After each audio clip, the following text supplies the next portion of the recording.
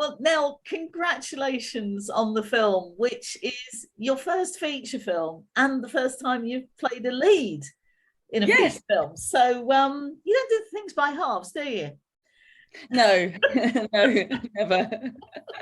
So what made the role jump off the page at you? Oh, that's a good question. I think, to be honest, it was Marley's writing. It's the dialogue that Marley wrote. It's so it was so colloquial and easy and fun for an actor. And I think when they kind of sent through the scenes they wanted to be read, yeah, I think it was just very enjoyable to say. And I think that was the first thing that struck me. I thought, oh, this writing's really, really good, and yeah, I'm gonna have fun with this. So how did it feel to have the film really resting on your shoulders? Because you're hardly ever off the screen. Oh my god. Yeah, it was a weird, I mean, yeah, because it was my first feature. I think you kind of just got thrown into the deep end with it, because you were filming for literally 3 weeks with maybe a week and a half of prep, and you kind of didn't really have time to, I didn't have time really to actually let it sink in, so I just had to do it, and I did it. And I think yeah, I wasn't really given the space to kind of go, oh my god, I have to kind of, you were very much thrown in the deep end. And actually it was okay, because the team was so supportive. Like, I really can't stress that enough. The crew and the cast, of course, but they're all so lovely that I never ever once felt out, unsupported or out of my depth, or yeah, I was very lucky, I think, on that count. It's probably the best way, actually, because sometimes you can have too much time to think. Yeah, oh my god, definitely. And I also think as well that the audition process was very long, so I'd had quite a long time to like sit with the character anyway. And then I think because I can't remember how long I had, maybe I had a fortnight before I filmed, I had to just be quite organized about it, I guess, and just be like, right, we'll kind of make a list of all the things I needed to do before, so I could have her before I started, if that makes sense.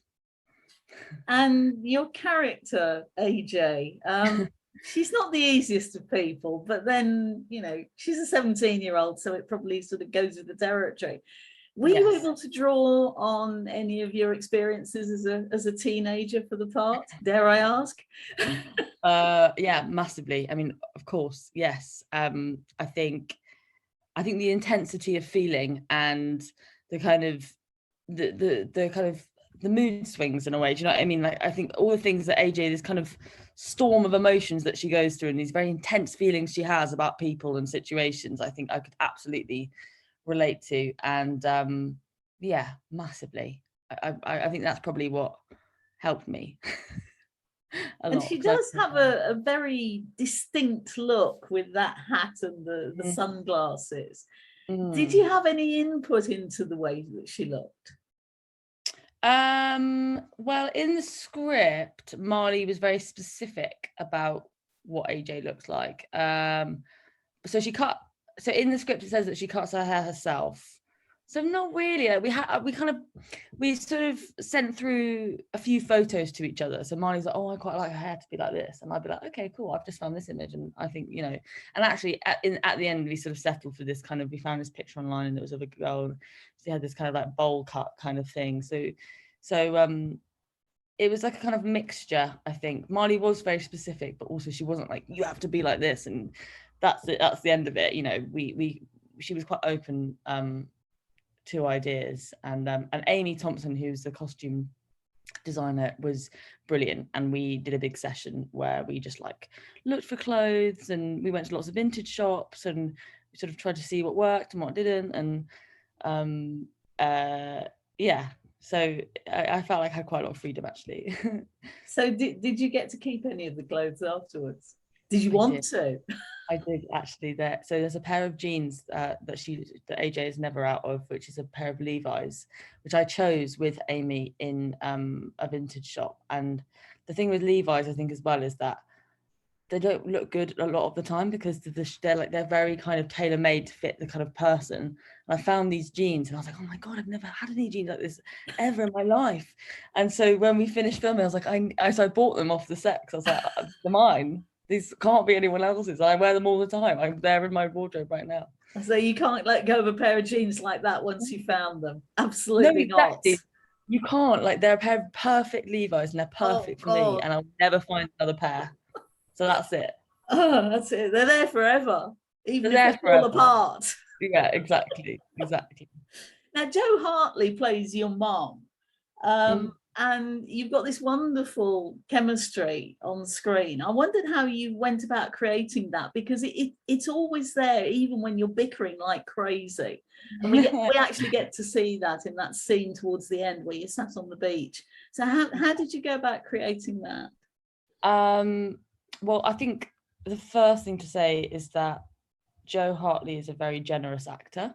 So she was incredibly giving and warm, and just wanted to be kind of involved in the sense of like involved with me, and in kind of always kind of talking to each other and in contact. And I think part of that was that when I got cast, she texted me, and then we just would send messages to each other, and I think it started from there. And then, you know, we were very much in contact for in the lead up to filming, and then I think we just became good friends, and I think that luckily as well we just had a nice rapport, and I think that was just luck. So you didn't really have to work at it that much then? Well, no, we did, like, you know, we did some improv, we did a lot of improv, like there was a lot of work involved, but I think it that work was enhanced by the fact that me and Jo do get on very well. I think it would have been harder if for some reason we didn't gel. And the film is all about a family holiday, and it's set on a caravan park. Yeah. What were your family holidays like when you were a teenager? Did you go caravanning, or was it something else entirely? Well, we didn't do caravanning. We did a lot of camping, and we did a lot of holidays to Cornwall. So the West Country as well is very dear to me, because my grandparents lived there, and it's, you know, in terms of the holiday culture that I grew up in, I was very much based there a lot. So yeah, camping a lot, Cornwall, and obviously, yeah. So I think, but no, I missed out on the caravan experience. But that was my first caravan experience in Sweetheart, and I loved it so much. It was like my own little home, and I loved it. But your holidays were obviously better than the one in the film. I wouldn't say necessarily better. I had a great time on freshwater. Not necessarily that AJ did. Obviously, AJ did not have a fabulous time, but I loved it as a place. I thought it was brilliant. So the film's actually done a few festivals this year. It was at Glasgow, it was at BFI Flair as well. Now it's going to be in cinemas. Presumably you've not seen it with an audience. No, I haven't. So are you going to go to the cinema to see it and watch people's reactions, or do you not like watching yourself on screen?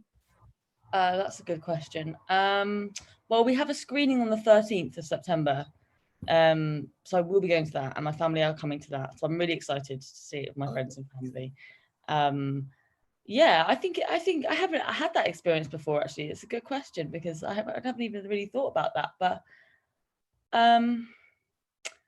I suppose when you watch yourself back the first time, is quite discombobulating and can be quite sort of alarming. But I think you sort of get used to it, and I think I guess the best way of describing it is like the ego kind of goes down a bit, and you can kind of see it for what it is, and you're not just critiquing yourself, and you're looking at the piece as a whole. I think that's really important to get used to, and to kind of become more a bit more, build that into the way that you work. Be also interesting though to see how the people in the audience react, particularly if it's a younger audience, absolutely, same age as AJ, and whether they actually sort of respond to the character as much as you can see in the dark, and indeed behind masks, of course. Yeah, absolutely. No, a younger audience, I think, is where it's designed to go, and we've already had some really great responses from young people, and it went down really well at the Glasgow Youth Film Festival, and we've had a lot of young people like reach out and you know, say what they thought about the film and how it made them feel. So I think definitely in that respect we've done something right. Which is great. Now your next film is something completely different, because it's Where is Anne Frank, which is an animation from Ari Folman, who made Wolves with Bashir. So this time you're doing voice acting, which is completely different. How did you get on with acting purely through your voice? No sort of physical side to it at all? It's interesting because you from doing an animation film, and also from doing radio plays and stuff like that, you sort of have to communicate a whole world in your voice. So it's almost like you have to be more specific in a way. Like you have to really kind of go, you have to put all your imagination and all your concentration into it, and every kind of line is important, because you can't really translate it without your voice, if that makes sense. So I think it was definitely it was such a different way of working, but like it was definitely different. Well, of course it was, because you can't see the actor, but you have to put everything into your voice and everything counts, and I don't think I've ever concentrated so hard in my life. And final question, outside of acting, I believe you won a local award for a scheme that you ran to deliver food and other essentials during the various lockdowns. How did you come up with the scheme? Well, it was the first lockdown, and I think no one really knew at that point what COVID was. So I think people were so kind of worried about, I think there was so little information about it that I think everyone was slightly kind of stuck as to kind of what to do and how, you know, how we were going to sort of manage. I mean, it was a very sort of strange, I think everyone was slightly frozen into this kind of like, sorry, I'm waffling there. But that's kind of the way it sort of started. And I think that a lot of charities weren't, a lot of places were shutting down. So a lot of the help was going to be limited. And there was, I think, a lot of appeals going out, like mutual aid groups, and lots of different areas, lots of different kind of groups in local areas, like putting appeals out. And I thought, actually, maybe it'd be good, because no one really knows what this virus is, and because no one really wants to leave their home, which it's just totally fair enough, that maybe if we did like a door-to-door service, so if I found out what was needed, so we were working with Camden Food Bank, Chalk Farm Food Bank, and mainly Euston Food Bank. And if you worked out what they wanted, you could then put out a kind of call out to different roads. So like my area, there's like a lot of people kind of know each other, and you can kind of sneak onto little WhatsApp groups that belong to sort of different roads. And you can kind of put out what was needed, and then people would just leave their food, you know, the food that we needed for that week out, and then we'd collect it in the car and drop it off to whichever food bank that week was under particular pressure, or, you know, was low on certain things.